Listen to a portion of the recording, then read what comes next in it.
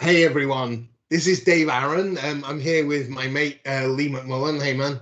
Hey everybody, how you doing? Good to see you, Dave. Um, yeah, it's great to see you, man.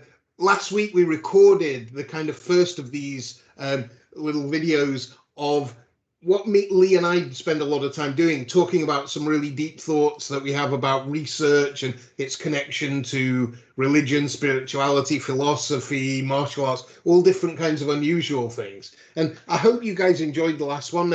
This one, we're going to talk about this thing called Wu Wei, which is part of the Chinese philosophy called Taoism. And Wu Wei literally means not doing, but it's more about kind of how to achieve more by doing less, not kind of just doing lots of stuff, but going with the flow, etc. I hope you'll find this interesting. Leigh, can I kick it off? I mean, it feels like everyone's mega busy at the moment. Everyone I talk to in my company, outside friends, clients, how do you see this kind of idea of Wu Wei or not doing and how it applies in real life? So I will tell you honestly, particularly growing up kind of in the era that I think we did, the idea of not doing is sort of counterintuitive to an American, right? We're action people. Everything's awesome. Everything's fantastic. We're always in motion. I'm a very kinetic person. And so even to the idea, and I think we talked about this a little bit, was that it seems anti-strategic, the idea of not doing, right? We're really, when I was talking to my son about it, and he's a freshman in high school, and he's starting down this path of starting to actually having to plan his life and think about things. And the way I describe it to him is like this: it's like, if you're floating down a river, what's the most efficient use of energy, right? Is to use the flow of the river itself to your advantage. When you swim against the flow, what happens? You get tired and you drown, right? And Yeah. this is where, the idea of sort of, going with the flow is nice, but how do we marry that and be strategic at the same time? And this is kind of what I was sort of chatting with him about is, taking that view, sort of seeing, and this sort of connects with Musashi's idea we talked about last week of greater and lesser timings, that the longer your view of the river, right, the longer the timing, the longer your reaction time. So the further or more distant your view is, the greater your reaction time, as Musashi says. Take a close view of distant things and a distanced view of close things. And I don't know, those two ideas together sort of spell out, at least at a conceptual level, the way that we think about doing and not doing in a strategic sense. But there's also sort of, other aspects of it. There's that, I know I'm sort of going on in a long monologue now, but that concept of that, you remember that Taoist parable, the man who, the horse rancher whose, son gets kicked in the head by the horse, and his neighbor comes by and goes, "Oh, that's terrible." And the guy's like, maybe. And the next day the army recruiters come by and try and, collect up the sons to take them to war, but they don't take his son because he got kicked in the head. And, well, that was a good thing then. Yeah, maybe. Again, that ties very closely to the sort of taking a distance view of close things and taking a close view of distance things. And playing with those things, also playing with the idea of, is something good or bad? And does it meet my expectations or not? Or is it really just, bad because it wasn't what I expected versus actually truly intrinsically bad? I don't know. Those are the ideas I play with when I'm sort of meditating with it. I don't know, kind of what you're thinking, but yeah. Well, I love both those things that you're talking about. And it comes almost to another thing. You and I often discuss that book, Finite and Infinite Games, and some of the lessons in there. And yeah, beautiful. And anyone who's watching, great read, short book, amazing. But one of the things the author, James Cast, discusses in there is the idea of training versus education. And he has some lovely words. He says, training is the triumph of the past over the future. I train you to do things exactly the same way, and whatever's happening, you're going to try and bring things to a known conclusion. Whereas education is the triumph of the future over the past. Like, you're going to approach each new situation anew. And in fact, new situations may even make you reinterpret things that happened in the past. And to me, there's a close connection there of, as you're flowing with the river, you're constantly observing how things are evolving, and you're not stuck in your old ideas, your old ideologies. although it's reactive, it can still be reactive based on a mission, a purpose, a vision. But it's, I love that term, and I think we both do, right? The triumph of the future over the past. Mm-hmm. Yeah, so so many things as you were talking there just sort of kind of lit up in my head, because so many of the people we talk to, right, and I think this dovetails nicely with the sort of articles we were writing earlier in the year about the mind of the master versus the mind of the student. And the mind of the student is about, as you said, sort of perfecting the past, right, and turning all that into methodologies and really polishing the past. And the mind of the student sees every segment of the river as the same segment. River doesn't change for the student, right? The river almost becomes and the way that you navigate the river almost becomes a sort of prescribed path. Just float, right? Yeah. Just go with the flow. Just do. And that's not what we're saying about Wu Wei either, right? Or Wu Wei either, right? Is it not just about floating? It's about understanding the natural flow of things and maximizing your energies along that natural flow. Is sort of how I see it, right? And yeah.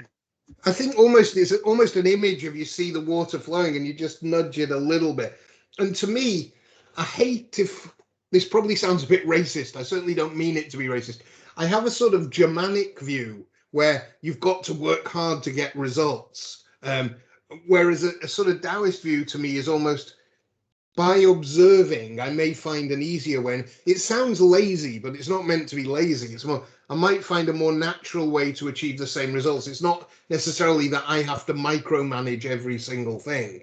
And well, there's a lot of energy expended in just swimming, right? Yeah. And the German, as you point, stereotypically, obviously, we're playing with stereotypes. That's also another sort of concept in finite and infinite games. Just play with or play within boundaries. So if we play with those stereotypes a little bit, understanding that they are indeed stereotypes, that as you put it, that very, sort of, I think of it as kind of the American work ethic, sort of just swim, dude, just swim. The harder you swim, the more successful you're going to be. It's never true, right? Ditch diggers work hard, but they're not rich, right? That's not true. Whenever I watch that tennis player, John McEnroe, commentate, he always talks about hustle. That's his, it's like, you got to hustle, you're not trying hard enough. And, he was a great tennis player, but I think that sort of captures a bit of, you're talking about the American work ethic, right? Well, we substitute hustle for strategy, right? Because, and that's not a bad substitution, right? If you think of it from a business perspective, I would rather hire somebody that's got tons of hustle than somebody who's got tons of great ideas without the ability or willingness to execute, right? So hustle is a great thing, but can we hustle efficiently? And this, even, when we start thinking about enterprise, right? Hustling efficiently is not just doing energy, not just swimming, right? If I'm going to swim with the flow, swim with the current. You swim against the current, you're going to die. Or if nothing else, swim, tangentially to the current, because you can cross it. Then, find a shore or something. Musashi talks about this, right? In the book of, I think the water book, right, is crossing at a ford, right? It's not always just taking the easy path, but it's about taking not just the path of least resistance, but the path of strategic least resistance. Nice distinction. And when you're talking, the very practical thing it makes me think about is people and talent. Is like not trying to force everyone to do particular things a particular way, but trying to take advantage of what people are good at, because they'll just enjoy it much more. It won't seem like work. They'll give you more discretionary effort, and the quality will be better. I think I really see this principle with people and their talents and their passions and their styles. And I see it go wrong many times. Well, going wrong, right? The first way it goes wrong, I think, is failing to recognize that we're not in the river alone. Right? Yeah. The fact that we are not the sole occupants of a river, even though we tend to perceive it that way, we tend to perceive the river as being this thing that's just ours and just that we are alone experiencing, right? Even if there are obviously other actors there, we don't tend to perceive that. And even just realizing that, right? What you sort of said was realizing that there's talent in the river, that we could maximize this, that we could even help somebody else's journey down the river. We can, oh, dude, I understand this segment of the river. I've been down this part of the river before. There's a cataract coming up. Think about these. Help them understand how to adjust their timing on the river.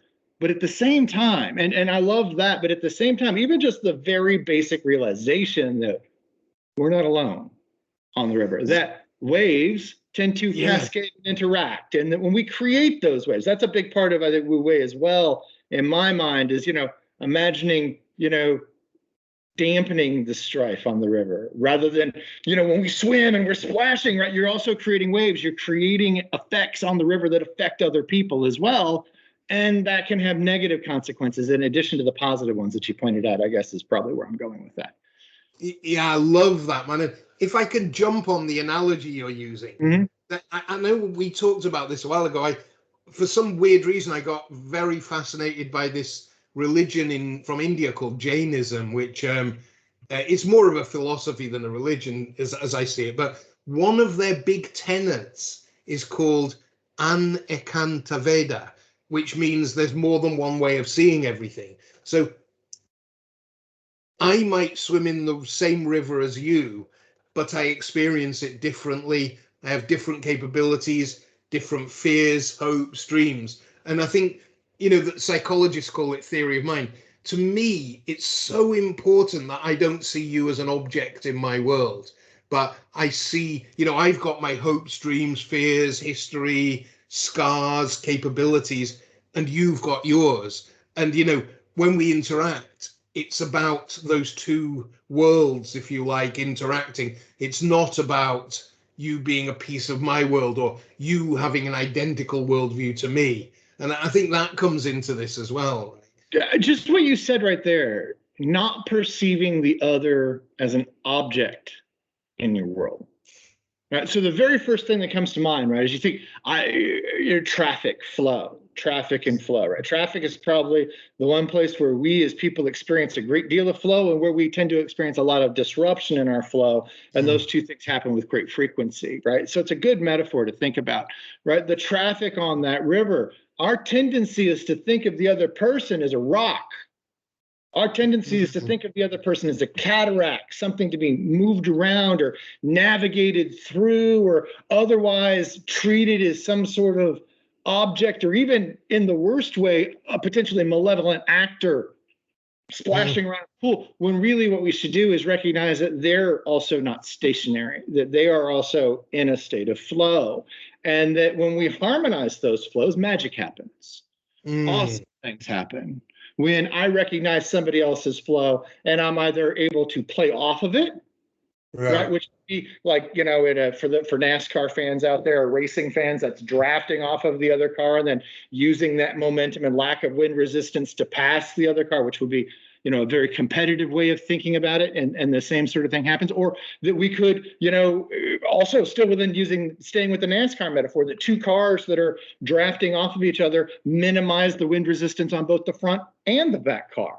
We talked about that, I think, in the or they talked about that in the symposium keynote, with the sort of winning in the turns and the flow and the flocks and stuff, how the birds maximize their wind resistance. When you recognize that other things are not just objects in your world, but are also themselves in motion and in a state of flow, that lets us interact with them differently. That lets us perceive them differently, and that lets us react and choose actions differently. I don't know. I just thought that was very, very powerful. I didn't mean to monologue on that for an hour, but dude, that was just not seeing other people as an object, but as another state of flow that we could play with or play off of, or even just choose not to interact with. Either way. Yeah, I agree. And I kind of feel like our conversation so far is super interesting, but it's also a bit complex. I think that Wu Wei thing has got a simpler version as well, which is just making space for things. That not just doing action, not filling up your time with action all the time, or immediate tactical action, but accepting. In the Taoist stuff, it's like, negative space is as important as positive. A picture is only beautiful if it's got negative space as well as positive. A sculpture is only beautiful where things aren't as well as things are. And I think practically, simplifying and keeping space and time that's another even more simple message of Wu Wei. I don't know if you feel that, man.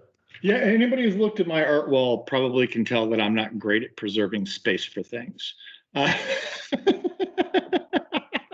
like to cram as much in there as possible. I'm an American, right? So we can't change our fundamental nature, but we can play with that a little bit.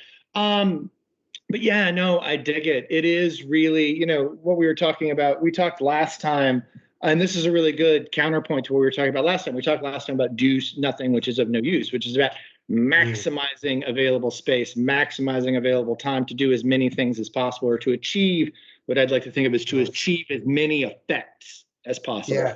That's really, I think, the first way to think about it differently. Is it's not about doing as many things as possible. It's not about occupying the time. It's really ultimately about achieving or maximizing the effects or the multiplicity of effects with the minimum amount of action, with the minimum amount of effort, right?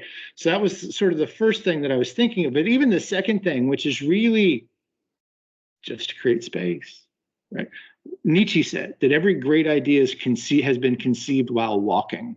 That is almost provably true. Right? Because when you study how the brain works, right? The way that the brain works, when it's trying to do critical analysis, when it's trying to do critical problem solving, it does a thing called backtracing, which is basically, I'm going to continue to work backwards until I find a problem that is very similar to this problem that I've solved before.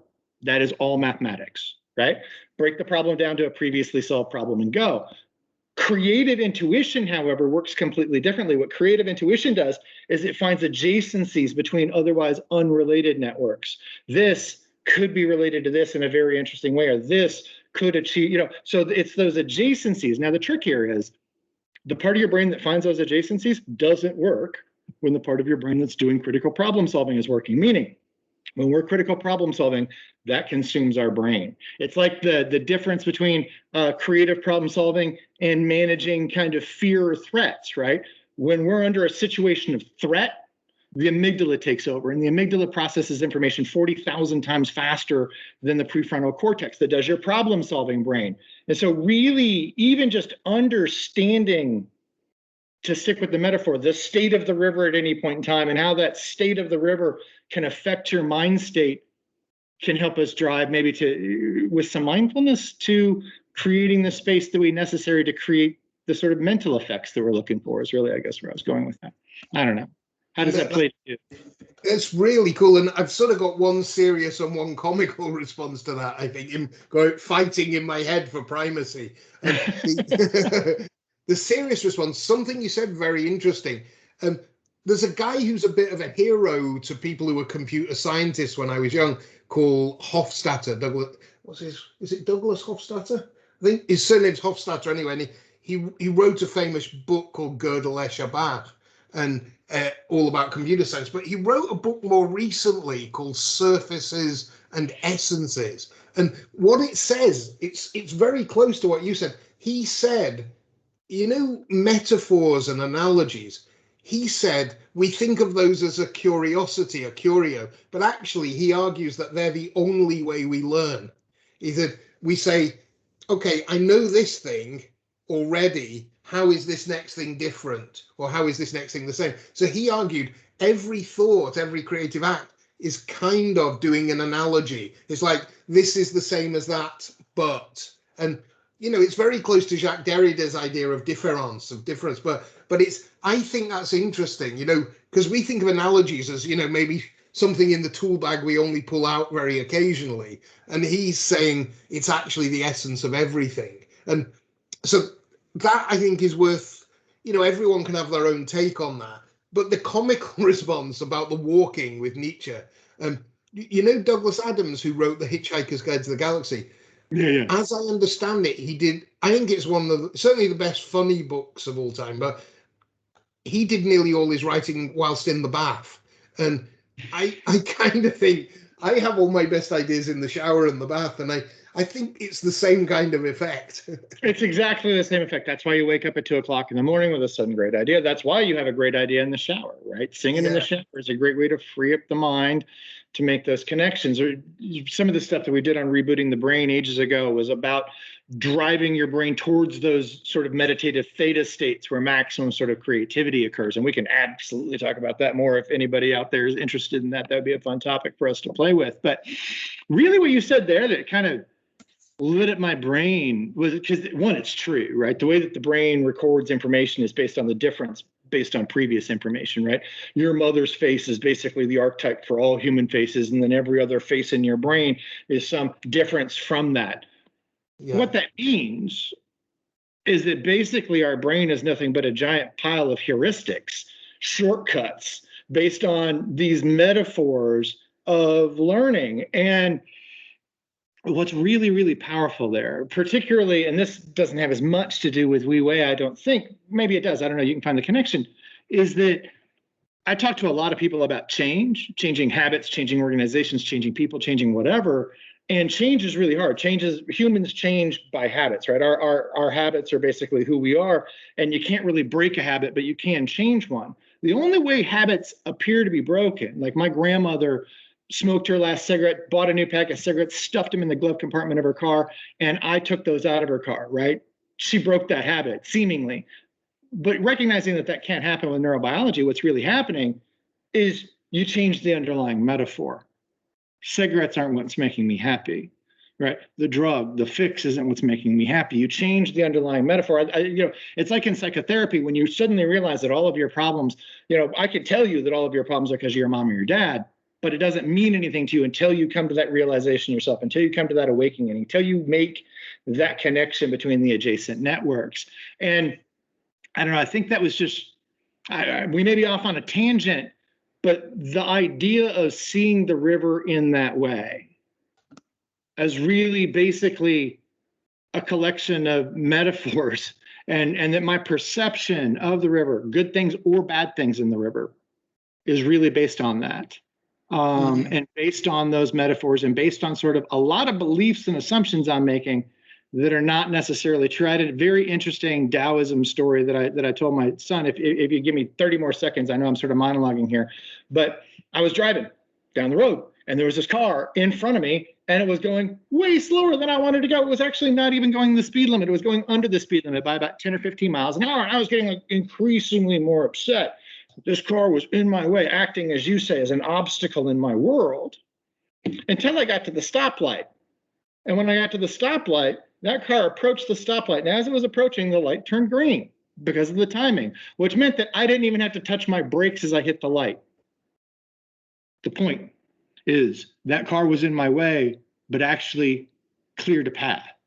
Because it was in my way, because it delayed my actions a little bit, because it was interfering with what I thought my flow was, it actually improved my flow. It prevented me from having to stop at the stoplight. Now that seems trivial, but as a metaphor for basically how I interpret most of the bad things in my life, it sort of created one of those awakening moments in my brain where I created that adjacency, right? That the bad things in my life aren't necessarily bad. Maybe I should look for unintended positive consequences and things, or unintended positivity benefits. Yeah, I love that, man. And I know we're towards the end of the amount of time we said we'd do this, but maybe we can come back to that because the story you mentioned, the Taoist story about the man on the horse, is very much about that as well. Not being too judgmental about what you think is good now versus, and I think, related to we were talking about metaphors and analogies. There's almost two ways to look at that. If you want to be kind of pessimistic and boring, you can say, well, that means everything's kind of the same as everything else. Or you can focus on the differences. And I think you tend to get quite a lot of benefit from focusing on the differences because things, people say to me, oh, cloud computing is the same as mainframe time sharing in the 60s. And yes, in some ways, but is that a helpful exactly the method? same way iTunes is the same as the Virgin Megastore. Exactly. But in other ways, very importantly different. Yeah, cool. So, man, I don't want to, us to outstay our welcome. Is there on this any of the topics we've talked about? Is there anything you'd like to finish with before we close out? Just that, I don't know. I like that. I think that as we float down the river, challenging what I'm going to take away from this conversation. I think that's probably the best way to close that. Think about what I take away from this conversation. One, people and things aren't objects in my world to be avoided or embraced. They are their own things with their own vectors and their own flow.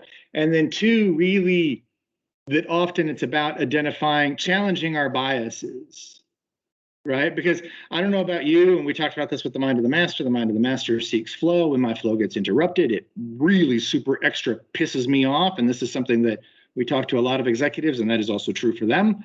But recognizing that perhaps those aren't bad, right? Like the slow car, it's actually speeding my way or creating a path for me, right? That I can challenge those biases. So that's really what I'm taking away from this conversation. And what I want to use as a springboard into the next one is sort of maximizing our understanding of the differences, which might even play in differences in timing, which we've talked about a little bit and talked around, but haven't really zeroed in as well. I don't know, but that's kind of what I'm taking away from it. I would love anybody who's watching this in the comments to tell us what you're taking away from this as well, and anything that you'd love us to amplify next time. I think would be awesome. But yeah.